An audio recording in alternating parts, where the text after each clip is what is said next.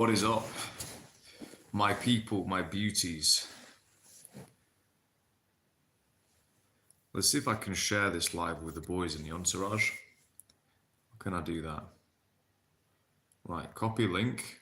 I shouldn't be doing this on the live itself, but this is an entourage live, so let's get off here for a second. Sorry, guys. Right, let's do a quick share on WhatsApp. No. Hold on. Copy link.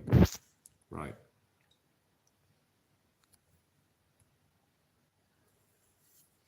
Fuck. Fuck it. I'll post it afterwards. So sorry for that shitty beginning. I hope you stayed with me for the first minute of this live. But this was supposed to be the idea of this was to respond to a friend. That's kind of how I used YouTube. I've realized I use YouTube as a method of communicating with guys in the entourage, communicate with Ephraim, and then some of the boys in the other boys, the anonymous, the anons, the anon dangerous sicarios in the entourage. This is what I'm doing with this channel, which I'm perfectly happy with. It's a good way for us to share thoughts. You know, people doing their own channels. We've got the chat, but I can expand a little bit more on here. So yeah, that's a lot of the purpose of this channel. It's just to get out in the street talking shit, and then communicating with mates. And so one of the boys in the entourage today basically said something to the effect, almost alluding to a semi-midlife crisis in his late 30s. Saying basically he thinks that his achievements don't really amount to anything because they're not fulfilling him emotionally. And yeah, that's something I think a lot of people go through. I think a lot of people go through that experience at one point or another. But I would say, just off the bat to this individual, if you're having this experience in your late 30s, you're very lucky, because a lot of people have this experience in their fucking 70s when it is too late, or they have it in their 50s when they can still do something about it then. No one has this experience really in their 20s, in my opinion, or very few people do. I was actually I'd say almost like, well, I'll go into my story later on, because it does to an extent relate to this character's story. So first of all, if you're having a midlife crisis in your late 30s, that's a fucking brilliant thing, because you've got so much time to rectify it. And if you don't have a family, and you're not bogged down with a wife you should never have fucking married, with children, with all these commitments, you can actually you can cut out so many destructive, like life destroying things that happen to people. So many life destroying things happen to people in their 20s and 30s because they kind of zoom ahead, or they zoom into things, and then you see it in the late 30s or even early 30s, and it's like, fuck, this person's already significantly fucked up their life. So if you're single at 39, you're solvent, you're in the entourage, you're discovering a new thing called daytime cold approach, you're building a social life, you're building a friendship, you're starting to think about building a friendship group. You're in so much better position than most people, than most men at our age. Most men at our age are saddled to fuck. They are saddled to fuck. And I'm realizing now, in some ways I was ready, I was ready to have a family and stuff more than a decade ago. But in the modern world, for what is offered to men who have families, it's effectively like, it's almost a complete immolation of your manhood in the modern world. Historically, this wasn't the case. Like, you're expected to be. This is one thing where actually I will give Tate his due. He said men are expected to be like a second mother in the modern world, which is a fucking joke. Now, I don't go as far as to say you should have fucking dozens of children with dozens of different women and never see them. No, obviously not. But the role of a man, by his nature, is not to be is not the role that he's cast into in modern society. So if you've eschewed that, then I think this is a good thing. This is actually something to celebrate. That's why I put have a part. That's why I put single at 39, time to party. Yeah, it's not that time to feel sorry for yourself. The time to legitimately feel sorry for yourself is when you're single at 39. You're completely burnt out and spent. You've got a divorce. You've divorced your wife. You've got two kids you're estranged from. Then you are fucked. Then you really are fucked, and you can't come back from that. You know, you can't, or it's very difficult to, and you've got to rebuild. Like another guy in the entourage, he's having a complete rebuild of his whole life, but he's an exceptional person. Most guys will not do that. I've seen guys my age fucking destroyed by divorce, destroyed. I can see it in their faces, estranged from their kids. These are people who they almost, yeah, they sort of flew out of the blocks, and then they did everything by the book in a sense, but yeah, absolutely destroyed by divorce. So I've seen it this last few years. I've had a peak from 35 to 39, my dating life. This last 6 months since I got back to the UK, it sort of withered a bit. And now I'm out in fucking Sarajevo. It's not exactly flying, but I don't really care. I don't really care. Um, it's fine. It's fine. I'm actually taking time out. I'm enjoying the time out. I'm enjoying doing the language learning. I'm enjoying just working and just doing all my hobbies. And yeah, I'm very happy in this scenario. It's peaceful. I can if I want to see people, I can see people. If I don't want to see people, I don't have to. So I think it's a privilege and it's a blessing to be at this stage and to be still free, to be free. Because most men, they don't really understand what they're losing when they sign up on that fucking court document. They don't understand what they're losing. So it's time to fucking celebrate that. And then in terms of like all this, this fantasy happy world that the marital bliss that you're going to be living in. Anyone grow up in marital bliss? I didn't fucking grow up in it. Anyone seen it? I know there's lots of examples of it, but I don't know. I feel like our culture doesn't really encourage it by the way it breeds the women. So yeah, I didn't see much marital bliss, not just in my family. I mean, my parents actually stayed together for a long time.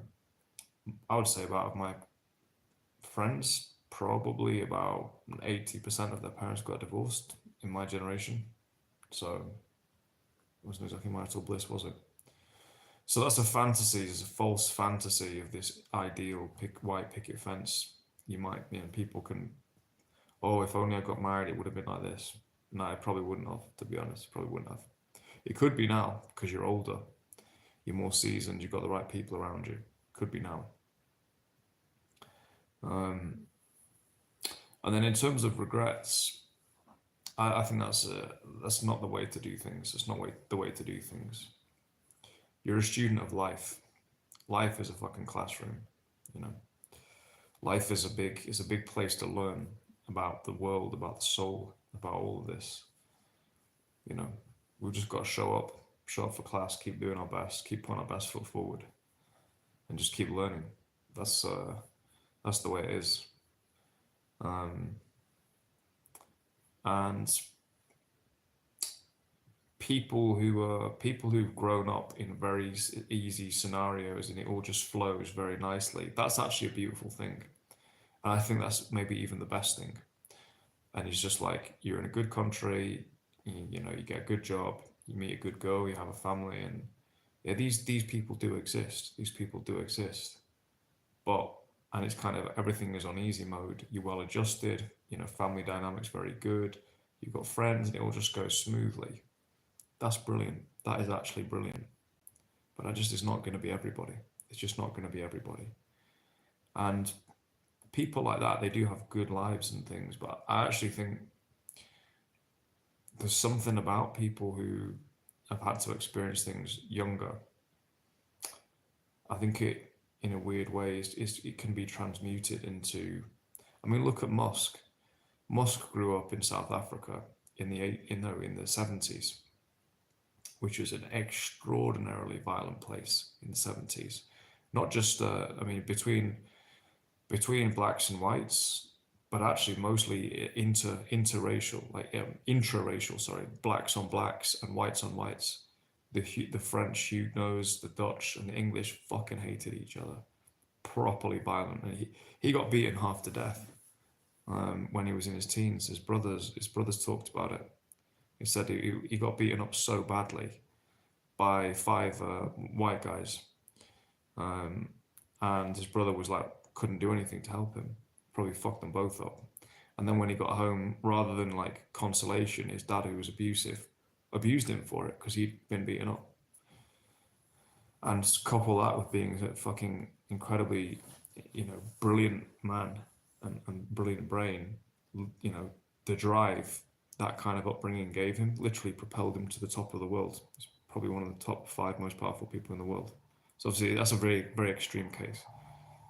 But there is something about that drive can be transmuted into greatness. And that's also, you can come from a comfortable background or even a very comfortable background and also achieve greatness as well. There's it's not a one size formula, but there is something. That's the classic story, almost the American dream story, is that kind of scenario. So much so that like a lot of these rappers and stuff, they actually fake that they were from bad backgrounds and stuff like that, like Drake and stuff like this. It's like, oh well, we know his background. um, you know, yeah. So that can be transmuted, man. That can be transmuted. And in terms of the midlife thing, people think that 40 is old. I used to think 40 was old. I used to think 30 was ancient. And then I turned 30 and I was like, I'm hyperactive. I literally have got more energy than ever. And then you think 40, 30, and you think 40 is old. And I'm going to turn 40 in about a year. I'm like, I just look at my fucking body right now. I'm like, well, I mean, I've got the body of a fucking 16-year-old at nearly 40 because of training. So most of what we think we know is just pure bullshit. Go to Brazil, you'll see guys fucking 60 years old, jacked, fucking ripped. So most of what we think we know is just complete garbage purported by the media. I think they actually want us to settle down young before we've realized our value. Because if you can get men on the hook at like 28, 30, and they're on the hook and they've got babies and all that, they're taken out. They're no longer a fucking danger. They're not a danger. They're going to come and take over the businesses. They're not a danger. They're going to overthrow the country. They're not a danger because they've got too much to lose and they're saddled. Whereas you just keep going. You keep going. You can get seriously fucking dangerous as you get older. So that's another thing as well. And I think it's also, there's a resistance to the fact that the male and female lives are so radically unequal. The media and the mainstream, they want to purport that men and women are basically the same and all this kind of shit, which is complete garbage. As a woman, you can't have a child after 40. By age 30, you've already lost 90% of your eggs by age 30, right? And by age 40, it's game over. I mean, my dad had 2 children in his fucking 60s after a heart attack. This is normal. Loads of guys have children at 40s, 50s, 60s. Loads of them do. And they're probably better for it as well. Some guys have it young and they make it work. We can make it work in any scenario. Women can't have children after 40, so they can't make it work. It's completely unequal. And so from our point of view, yes, we have to work harder. We have to there's more demand on us, to be fair. But women are just in a much more passive position. Like, what can they do? Can be a high value. Imagine being a high value 39-year-old woman. Imagine how fucking depressed they are. Because it's finished. They're done. It's over. That's actually really sad. It's really sad, to be honest, because they've probably done everything that they thought they were supposed to do, worked really hard and everything like that. And then they get to the end of it and they literally can't even have a fucking family. It's actually fucking tragic, to be honest. But anyway, that's not our problem. It's nothing to do with us. That's for them to deal with. but they're not righteous, to be honest. The older women should be teaching the younger women in the same way that within the male spaces, the older men are much more generous, in my experience, toward younger men, and they give them real valuable information. I don't see that as much with the girls, unfortunately. Um, so, yeah, time to party, not time to have a midlife crisis. Time to party, not time to have a midlife crisis at all. And I mean, there's so much fucking ahead of you. It's fucking insane. It's insane. And then the other thing I'd say as well to anyone who's in this position is don't dismiss earlier achievements. Don't dismiss them. You should actually be proud of them. All of your achievements you should be proud of. You shouldn't dismiss them. Okay, they're not things to be dismissed just because you know um, you're at a stage that you want to go and socialize more now. You want to go and have more of a life. Fine, but don't dismiss the previous achievements. Don't dismiss them. They're worth a lot. They're still worth a lot. Even if you lost all the money, they'd still be worth a lot because the nobility of your character that you develop, which ultimately, for me, that's the zenith. That's the pinnacle. That's why I fucking do. That's why I'm learning Serbo Croat. I have no material benefit from learning it at all. I'm barely able to even fucking learn it. It's fucking extremely difficult, and I'm whatever. But that's why I'm learning it. Is to develop nobility of character. So I think that's what counts, man. I really do think that's what counts when all is said and done. Um, so yeah, so anything you've done, whether it's business, whatever the fuck it is, when you were younger, it all goes towards development. It all goes towards making you something. And just basically be fucking grateful that you've got an opportunity for a second life. And this is what I'm going to come on to now. Share my own second life. My own second life. I don't know if I've shared this story yet. SB. SB, my brother. How the fuck are you, mate? How you doing? Is it snowing up where you are? Snowing like hell in Sarajevo, man. Just did a video today in the snow.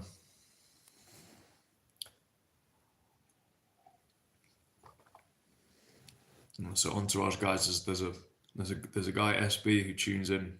He's from Bosnia. I'm trying to get him down to Sarajevo. But yeah, the next part I'm going to come on to now is my own what's hitting Richie at 38, 37, 38, 39 hit me at 25. I mean, when I say it hit me, it literally hit me in a sense of, it wasn't a realization as such. It was more like, just being struck by lightning almost. So yeah, it's literally like I was forced onto a different path. There was no other choice. So for me, I left school at 16 and I was pursuing professional football. I was playing for Hull City. I was at Sheffield Wednesday for the first year of the YT and then Hull City for the second year. So 16 to 18, I was doing that. And I studied on my own as well. So I was still studying. And so while all my teammates, and this is like intensive training as well, it's much more intensive than just like normal teams. It's actually like you are training as a professional, so you're training 2 hours a day at like ferocious intensity. Everyone's trying to be a pro. You're training sometimes with the reserve, sometimes you go up and train with the first team. I remember once being injured and they said like, you're going to go and train with the first team today. And I was like, my injury is cured. And it actually was as well. It's a mad mind over matter thing. I was going to like take a day off training. And then it's when they told me that, I was like, okay, right, I'm in. And so that was my 16 to 18. That kind of environment is fucking ferocious, by the way. That's like, I think that's why I struggle to relate to a lot of people and I just see them as pussies basically, because that environment, going into that environment at 16 where you like 25-year-old men who are actual pros and you've got to fucking, you've got to clip a ball into them and you've got to fucking land it straight on their fucking toe. Otherwise they're going to absolutely bollock you. All these like fucking trainers. My Scottish manager was from Glasgow. He was a fucking psychopath. Any mistakes you made, I learned so much from that guy. Technical stuff, but like it's just constant. You've got to handle it. You've got to handle it. You've got to handle it. And I was a little bit of an outsider, I would say, in those teams because most of the players I would describe as guys from not even working class, the guys from like the British underclass. And so, that wasn't me. That wasn't me. I was from more, should we say, normal kind of family. Like well, not normal actually, to be fair, but you know, I was not coming from um, yeah, like a bed sit in the shittest part of town. My dad was a crackhead, and there's a lot of these guys just came from fucking mental backgrounds, or just like the parents both worked in a factory or something like that. It was pretty low level, and most of them, the majority, were fucking stupid as fuck as well. So I actually found it quite hard to fit in, but I fucking love the football, obviously. Love the football. So that's what I was doing. But yeah, 16, 17, training with grown men. And if they don't pass me the ball, I've got to bollock them at 16 as well. I literally have to. It's not whether I want to or not. It's if I don't, the coach will see me and be like, yeah, you see that? Joseph, he doesn't speak up for himself, does he? They'll see you and they'll judge you on things like that. Um, so anyway, so that was me, 16 to 18, plus studying as well. So I'm doing all of this, working. While my teammates from football, they'd be fucking it off in the afternoons. They'd be just going whatever, playing golf or gambling or something. I was studying on my own, and then I go into college one day a week in Manchester. Travel over to Manchester. I'd see those like guys in that college. I'd fucking go to like as many classes I could make, and then study. Um, and so it was a weird world because like the kids in college, I was like living almost in an adult world compared to them. And I'd show up with my fucking all my work done every fucking week, and they wouldn't even they had like I was traveling 300 miles a week, and from Sheffield to Hull, and then Hull, Sheffield, and then Manchester. I was doing all this, and they were just they were just coming from like wherever nearby, and they still didn't do their fucking work. So I couldn't relate to the kids either, but that was fine. I didn't need to. I was interested in the football, and then I had a girlfriend and stuff and friends, normal shit, but just very busy. And so that's what I was doing, 16 to 18. And then fast forward, the football eventually leave the football because I started to look around. I didn't get a contract. I didn't get the next contract at 18, and at that point I'm going, fuck. I'm 18 and a half. The fuck am I gonna do? Because if I go down this route for another 2 3 years, I feel like you can end up just like, do you want to be a non-league journeyman, you know, and then you leave the game at like 26. It's a big risk. It's a big risk, and I by that point I'd grown disillusioned with teammates. I couldn't stand everybody in the whole fucking game. To be honest, the only thing I liked was to be on the pitch. If I could have gone in, not spoken to anyone, and just stepped straight on the pitch, that would have been ideal. Um, but anyway, it was all a fucking massive learning curve, fucking amazing learning curve. And fast forward from that, I leave the game and so on, and eventually go into my current profession that I'm in now. I'm working overseas at 22 years old. I'm by 24, I'm starting a business in France. 24, 25, starting a business in Monaco. We're recruiting down there and we're doing all sorts down there, me and a friend. And we're just, I'm just hammering it. So it's a pretty prodigious fucking rise. And I've not even talked about some of the most significant parts of that. I've glossed over something. But it's a pretty fucking significant rise. And I was hell for leather that whole time. 16 to 24 was hell for leather. Like, well, I'm covering 300 miles a week at 24 years old. Sorry, at 16 years old. Moving to Spain at 22 and moving to France at 24.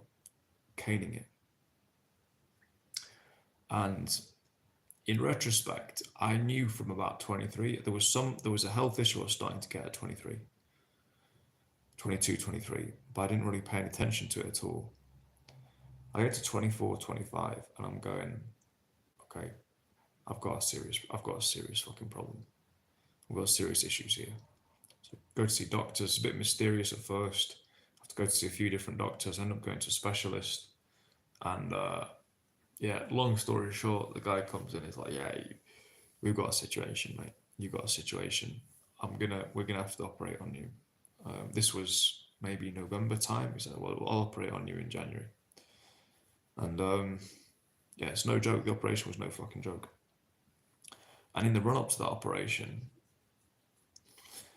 I I was 25. In the run up to that operation, I was very weak, but I thought I'm gonna go on one last fucking bender before I have this operation.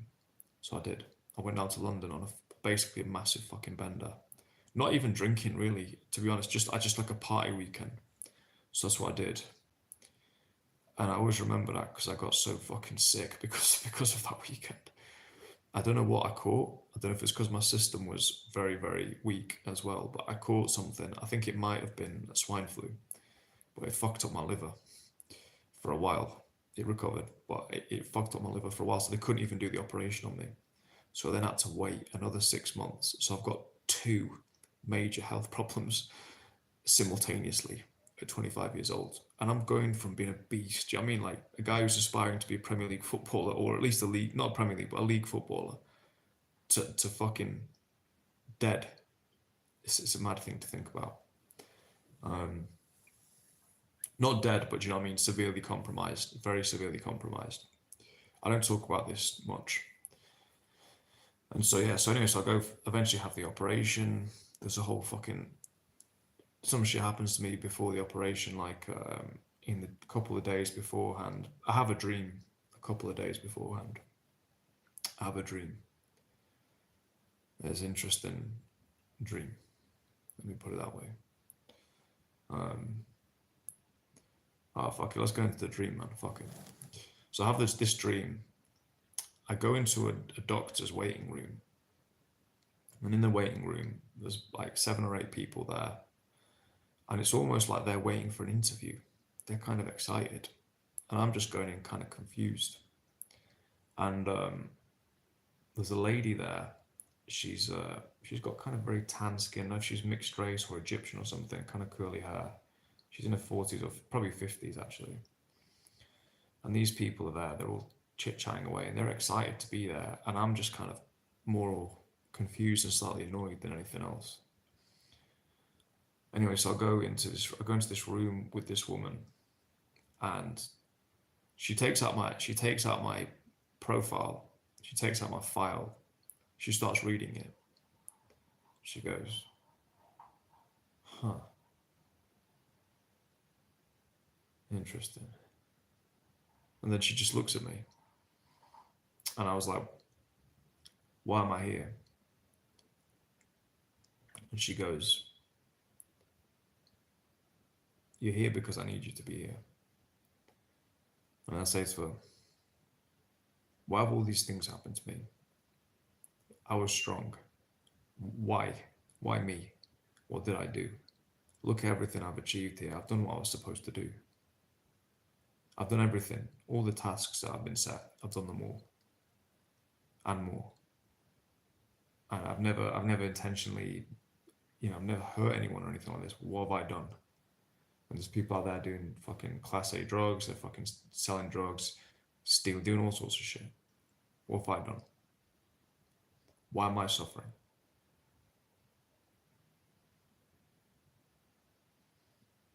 And she just looks at me and goes, your suffering will come to an end. But you're here because I need you to be here. You have to experience this.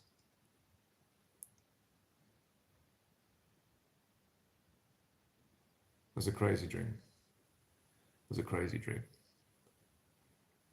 I feel that that person was my guardian angel, to be honest. I've even listed, I'm not going to go, I can't, some of it I can't go into because it's kind of like, it feels too much. But we have a conversation.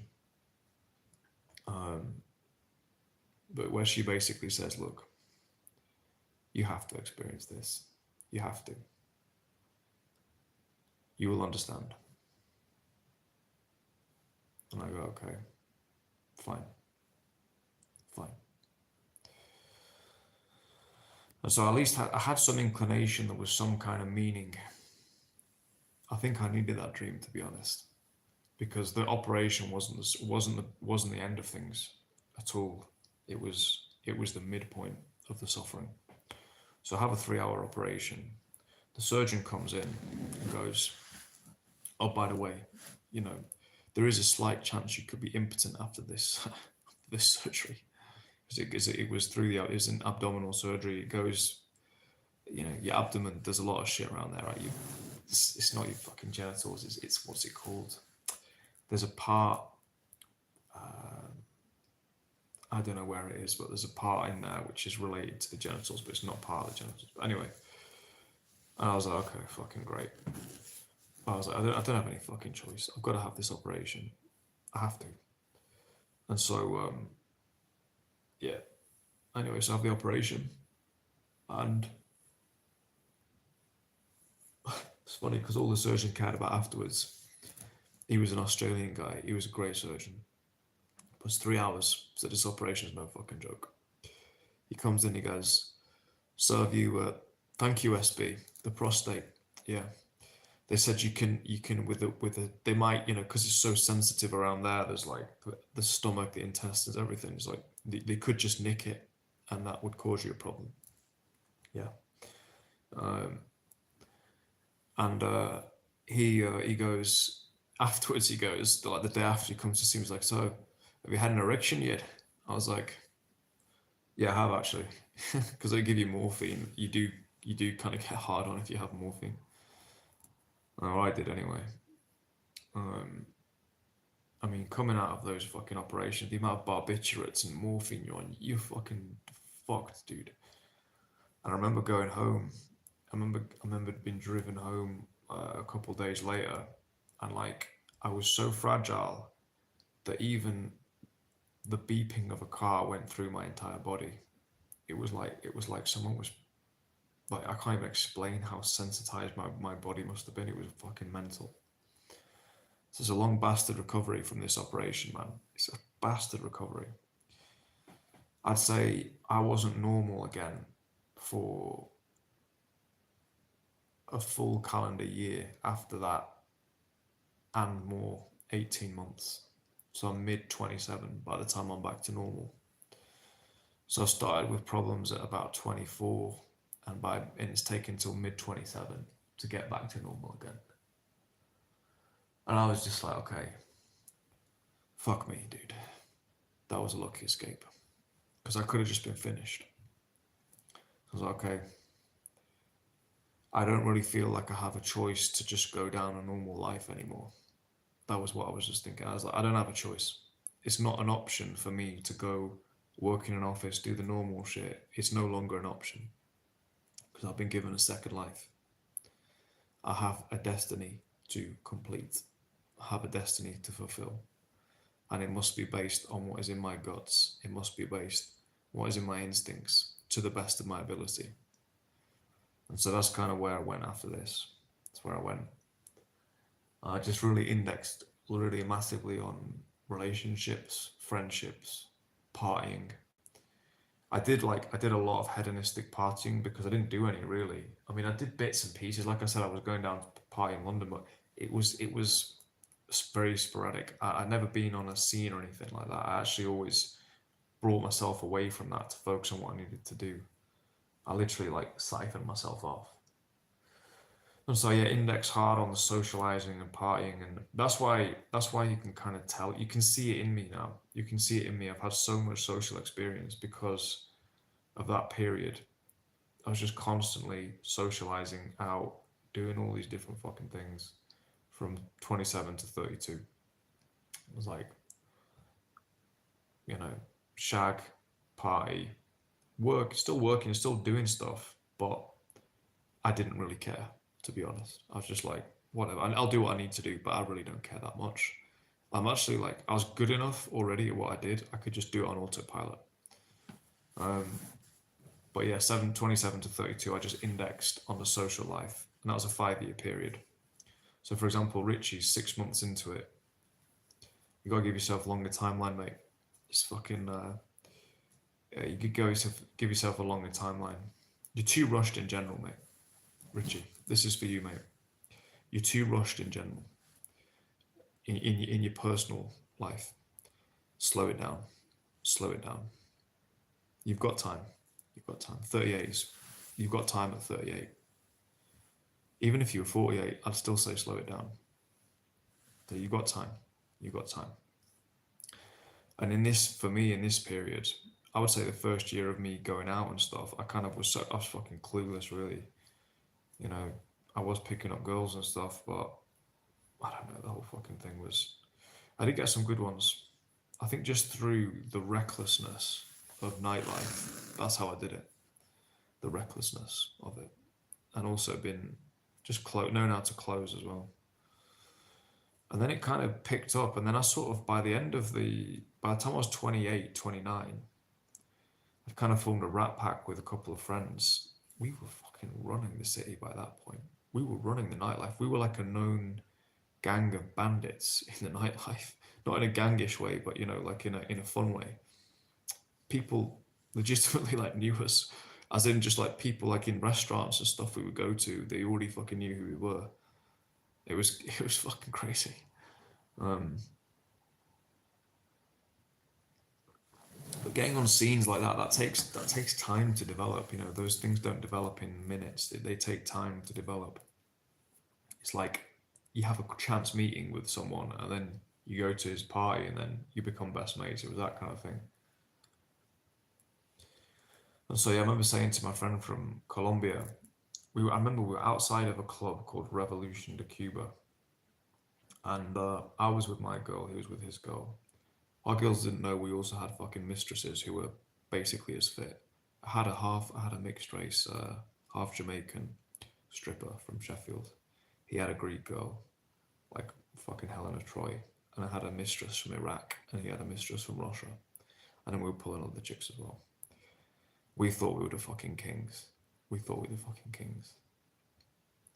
I felt like I'd made it in terms of women and stuff like that. I was like, I think I've got two of the best women in the whole fucking city. I really do. Um, and at that point, maybe I did. I don't know. In my perception, I did, and probably other people's perception as well. And it's gonna you realize these things like you know the sort of it's kind of like it never rains but it pours. It's like you've got no one, and then you've got someone, and then you keep going, and then you've got everyone, and then you've got the best girls. It's mad. It's mad. And so I indexed hard on my personal life, on fucking, on womanizing, on all of that. And it was to make up for lost time. That's why I did it. Um, yeah. And that went on until 32. I moved down to France again. I was working down there for a while. I was flying out the girl from Sheffield. She was flying out to see me. Obviously, I had some chicks down there as well. You know, the whole thing. So that period of my life was like a 5 year social immersion. When I say immersion, I mean I would be out 4 nights a week minimum. Minimum. There were nights I was out 7 nights a week. There were weeks I was out 7 nights a week. Seven. Seven, seven. Caning it, dude. Fucking caning it. And then you had my own promotion from 31 to 34. And even then I was still out 2, 3 times a week. Even then. And I was in the slow lane. That was life in the slow lane. I had a Dominican girlfriend, she had a son, had this weird little family dynamic with them. I'd see them on a Saturday afternoon. Be out Friday night. She knew I'd be with some other chick. She'd see me on Saturday. She'd be annoyed with me, but she loved me, and she just didn't really give a shit anyway. She was an incredibly tolerant woman. This woman, I think she kind of liked it in a fucked up way. That I was this rogue wanderer that she managed to have. She and also because I was English as well. I was an English guy, so that was high value for her. And I got on with the son. So I had this kind of thing going on there, like a little mini family dynamic, and then also being a rogue as well. But I wanted more. I wanted so much fucking more. And that's what eventually took me into the international lifestyle. Traveling, you know, working online, working remotely. And that's just another step up. It's just another step up. Yeah. And so that was my scenario. My scenario was I indexed on the social life because I had to. Because once I got out of what I got out of alive, I was like, okay, thank you. You know, I will enjoy I will enjoy this life. I'll make the most of it. So it was a gift that I had. It was a gift that I had. It was a fucking gift, to be honest. Yeah. I believe I was chosen for something because my life otherwise, I don't know what it would have been, but I'd probably be down in France. I'd probably be doing business with my mate down in France. I'd stay down there. Life was fucking incredible. You're not gonna leave a business in fucking the south of France that you start at 24. He's doing well now for himself. I don't know. He talked about. I don't know if he was just trying to show off, but he talked about getting a jet the other month. I don't know if he's trying to show off or not, but he's doing well for himself down there. Um, but it wouldn't have been the life I've lived, man. The life I've lived has been fucking unbelievable. It's been fucking unbelievable. But it's been hard as well. It's been hard as well. You know, on the professional front, like starting my own business and things like this, like the biggest thing for me was I think one of the biggest things that stops people starting their own businesses is the shame that they're going to be completely broke for a period of time. And if you're in your 30s and 40s, that's kind of not acceptable. I mean, I remember being 32 years old and I'm so fucking broke that like my holiday is going to Nottingham for like a fucking salsa day. That's my holiday. That's my annual holiday. At that point, I think yeah, no, that'd be around about the 31 mark, 30, 31, 32. I did have enough to go on holiday to Portugal. I started going out there, but yeah, being that broke, I remember doing fucking Christmas temp work in Primark again at 30, not at 20, 30. Yeah, it's a different fucking thing. But the good thing is you realise when you do that, I was far from the oldest person there. There was people like doing Christmas temp work who were like in their 40s, you know. There was managers there in their 50s and they're never going to leave. There was a guy just starting off, he was exactly the same age as me, almost same background as me. And I left after about 2 months because I just got some money and then fucked off. Carried on with my business.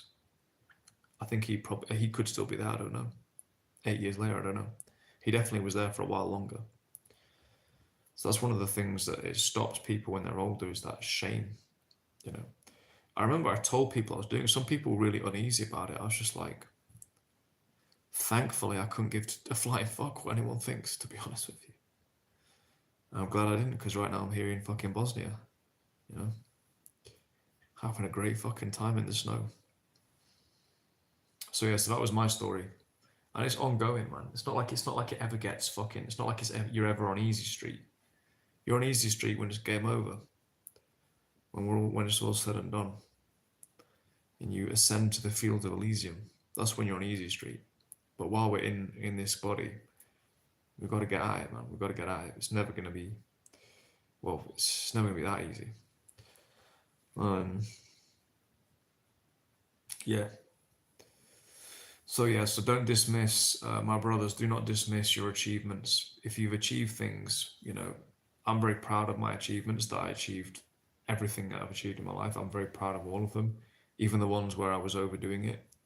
I was over indexing. And then I'm also proud that I eventually saw the light. I saw the light.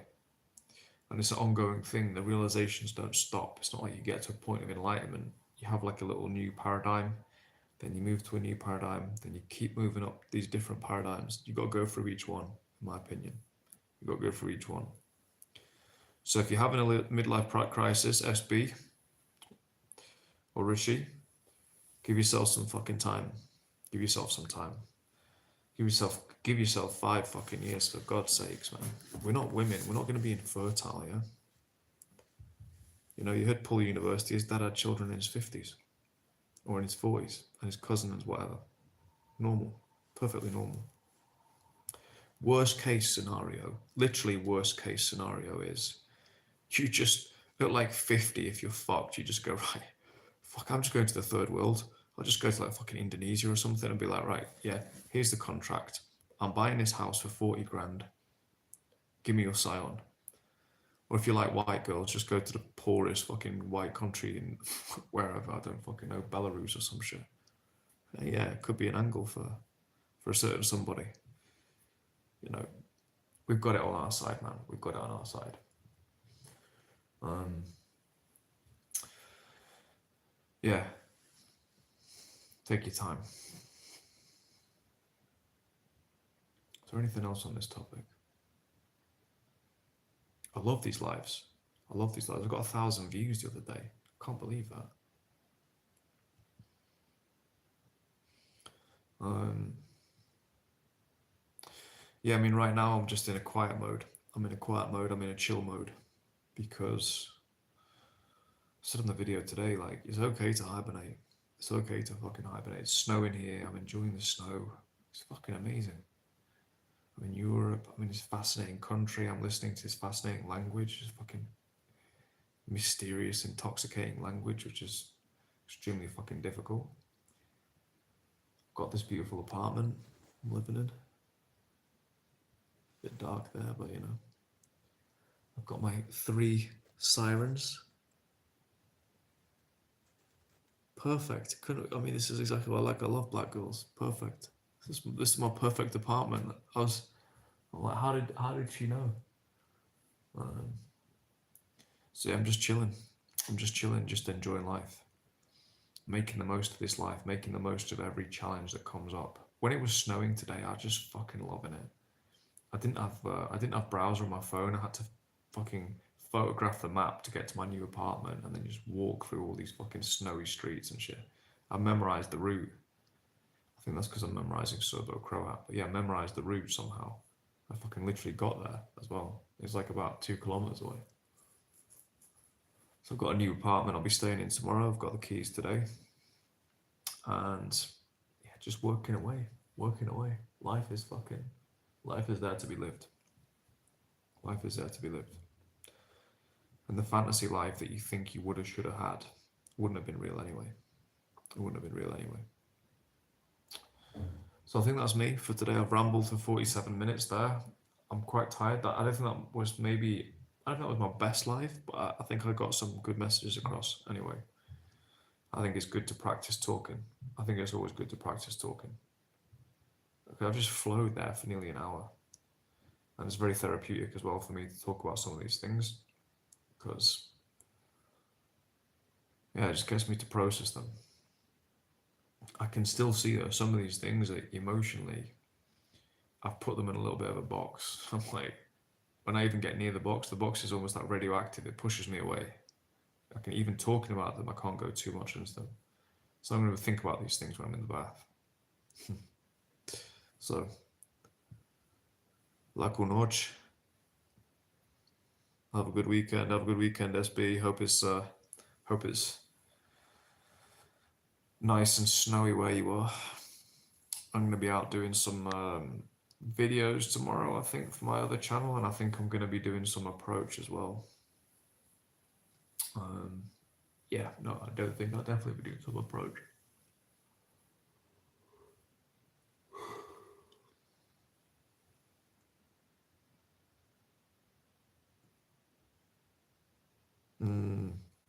Okay, PTSD, I'm going to stay on for this comment you just made for a minute.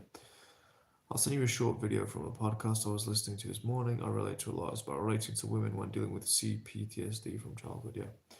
So this is something I'm noticing in the entourage. We've had a few guys talking about their backgrounds and things like this. And I've seen your picture as well, SB. You're a solid-looking guy. You look good. You're obviously a sound guy. It's the same with guys in the entourage. There's lots of like good-looking, sound guys who there's no logical reason at all that they should have any problem finding women, getting women at all. And the reason they do is because of childhood traumas, which is something I never expected. I actually didn't expect this with the entourage. Makes me wonder how common it is, or is it just that the people who have these issues, they inevitably feel that they're underperforming in their personal life, and they have to reach out to coaches, and which is the right thing to do. But yeah, It's a pattern, man. It's a pattern. It's I think everyone in the entourage, maybe even myself included. For me, my issue wasn't with my mom; it was more with my dad. My issue sometimes with women is I can go into that protector mode a bit too much, savior mode. You know, um, I almost feel more comfortable if the girl needs me to save her a little bit, and that's probably well, it's fucking definitely because of my fucking mom and my mom and dad. Um, and the stuff with my old man that's made me more guarded, which is not the worst thing in the world, to be honest. I'm almost grateful for it. It's not the worst thing in the world to be guarded. You got to get through a few layers before you get to my psyche. Um, yeah, but I learned that really fucking young on an instinct. But yeah, um, yeah, SB, you can send it me afterwards, mate. Send it. You got my Instagram. Send it me on Instagram. Um, I don't know if I'll be able to watch it while I'm doing the live, mate. Can you send it to my Instagram, mate? If you send it to my Insta, I'll watch it on there. We can do the live commentary. But yeah, the only point I was making there, mate, is that you're not alone. You're not alone. There's many people who've got issues from their childhood, and this fucks with their ability to relate to women as well. I mean, one thing I would say about that is don't think, don't let that stop you from trying. Don't let that stop you from trying. There's plenty of guys who are completely fucked, dude, completely fucked up. Who they get women and they have relationships, they have families and stuff.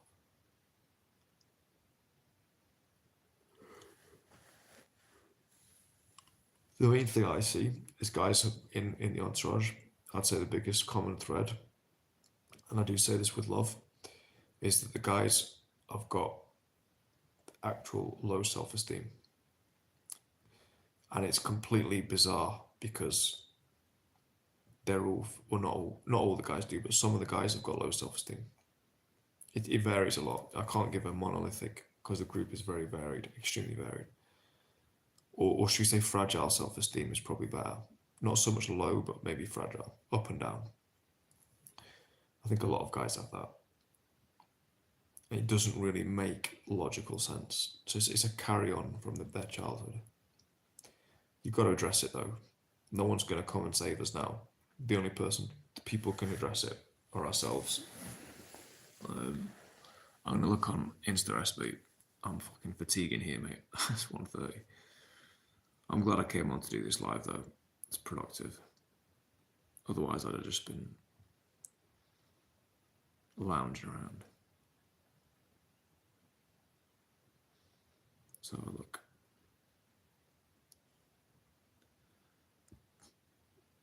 I've just logged in now.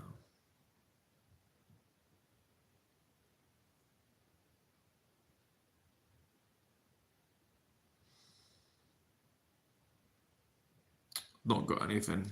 I've not got anything on Instagram yet. You can send it me through mail. I'll just respond to you privately. It just doesn't need to go on the live. But yeah, I think you're making a good point here, mate. You're making a good point. Things from childhood, they definitely affect people. The trick is, though, don't just ruminate in it. Don't just talk about it. You need to try different professional mediums. There was a guy who was doing in our group who was doing a Jungian therapy. There's guys who do all sorts of different things. I've done different therapies. I literally fucking had to. I literally fucking had to. Okay. Why people with trauma struggle in relationships. Okay, let's watch this now. So this is from my friend in Bosnia. Anyone else watching this?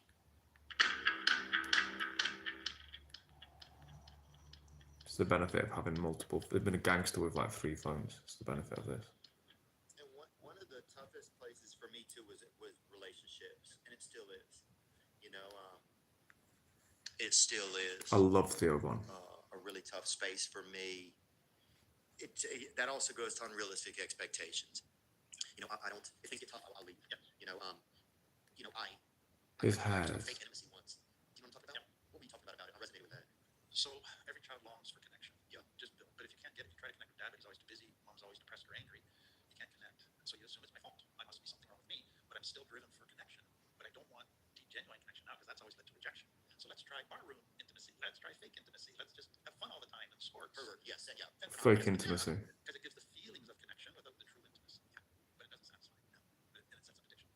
And that's where most people end up sadly straying into that fake intimacy world. Yeah, like, do you think it's safe to say that complex trauma makes having a healthy relationship impossible? Like it's got a huge effect, yes. Very much. Impossible even? No. Makes it almost impossible for a healthy relationship. So everybody that I deal with, as long as they're single, they don't think they need to work on their trauma because just me, I'm surviving. As soon as they get in a relationship, then they start damaging the other person, then they have kids, they're damaging their kids, and all of a sudden they go, I got it. Yeah. My crap.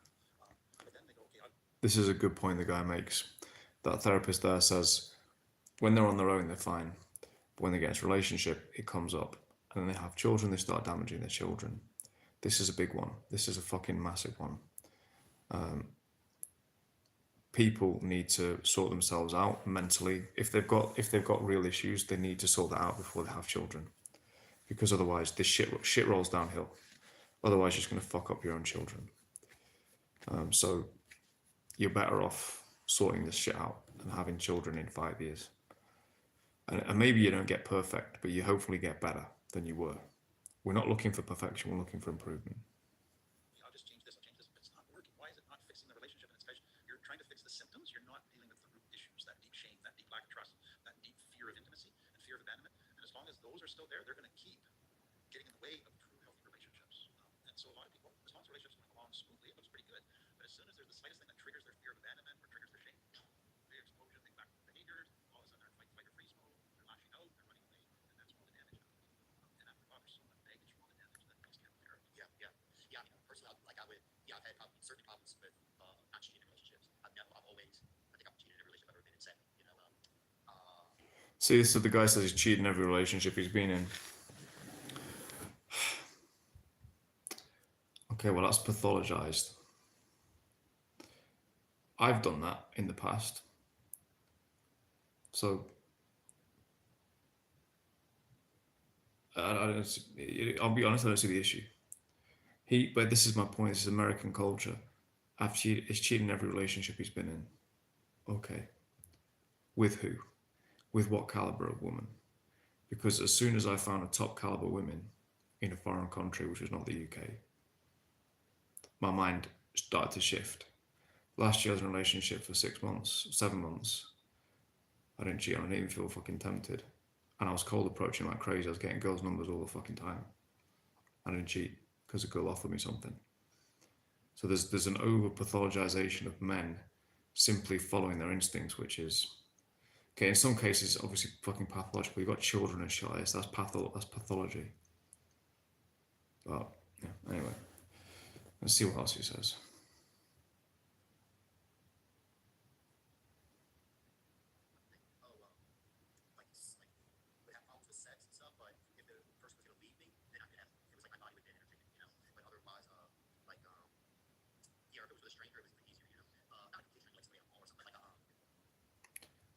He said not a complete stranger. Yeah. Yeah, I'm going to get to this, SB.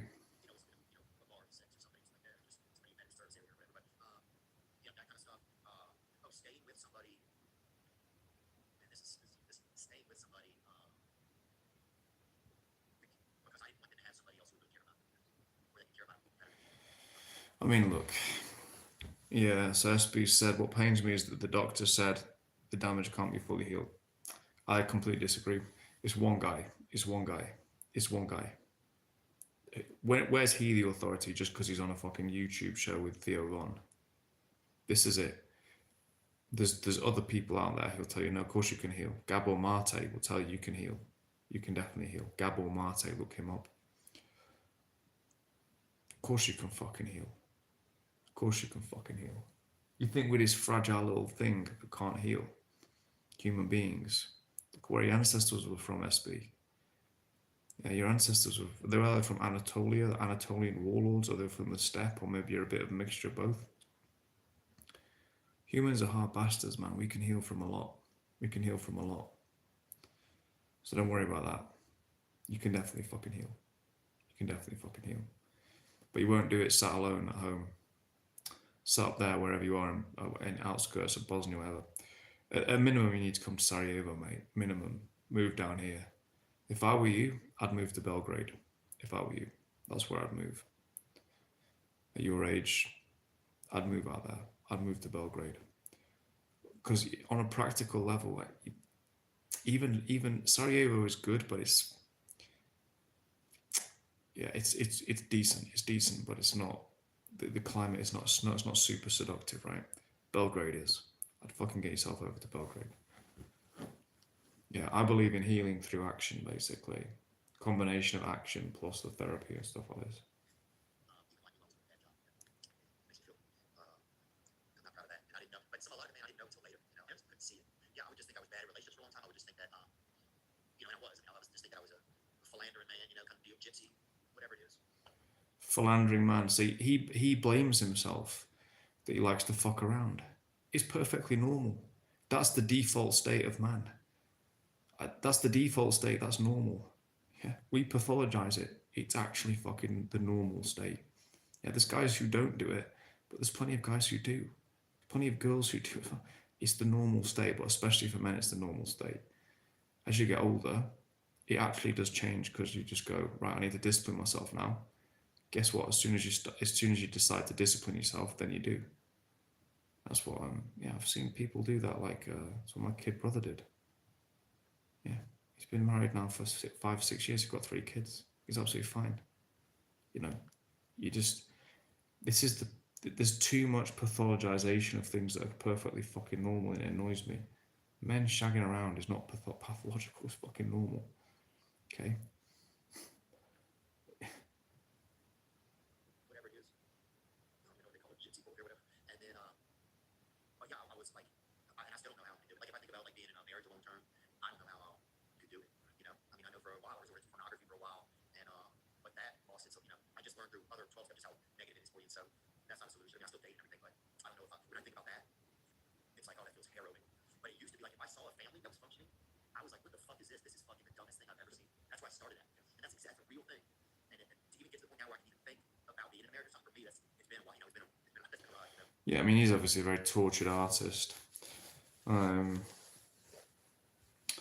He's obviously highly irrational as well, but it's all the emotional stuff. We think we're so logical as men, but there's all these irrational forces going on.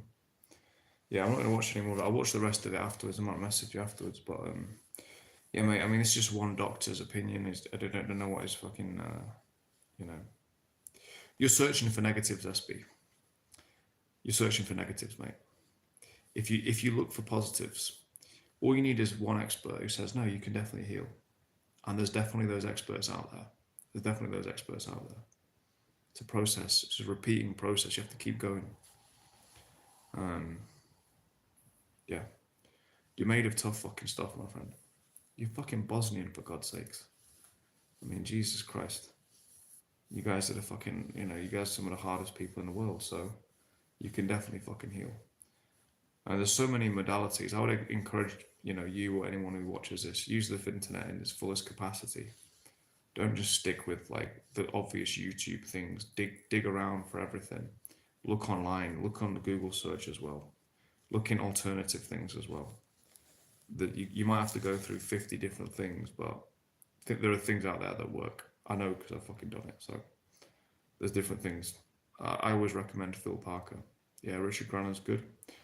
I recommend Phil Parker, mate. Phil, Phil Parker, Parker, Phil Parker. I think he's the best in the world.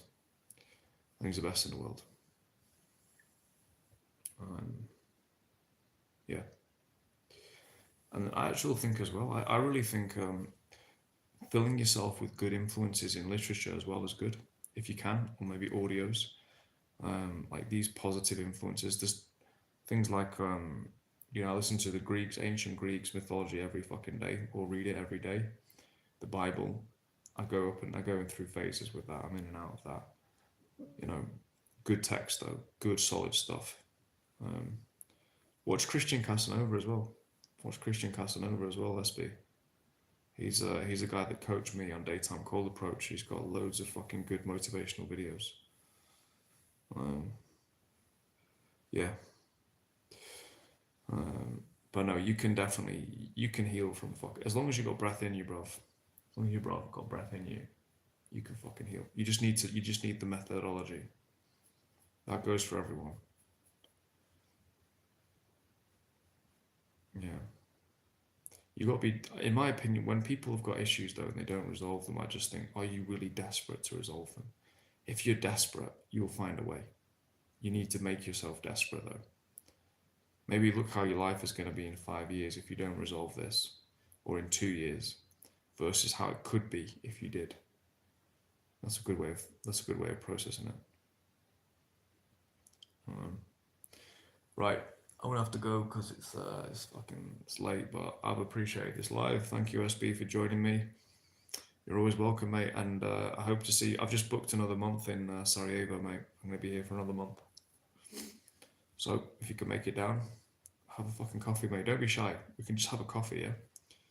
We've been talking about your fucking situations. You know me now. You've seen me on here. I've seen you. You've been telling me about your issues. But if you don't, that's also cool. If you don't, that's also cool, man. But yeah, if well, I'll be back in the Balkans later this year, next year, 2025. I really think you should come to I think you should go to Belgrade. I really do. But hey, that's just me. That's just my feedback. Well, it's close. You speak the language. Worst case scenario, you come back after 6 months. Nice one, brother. Nice one.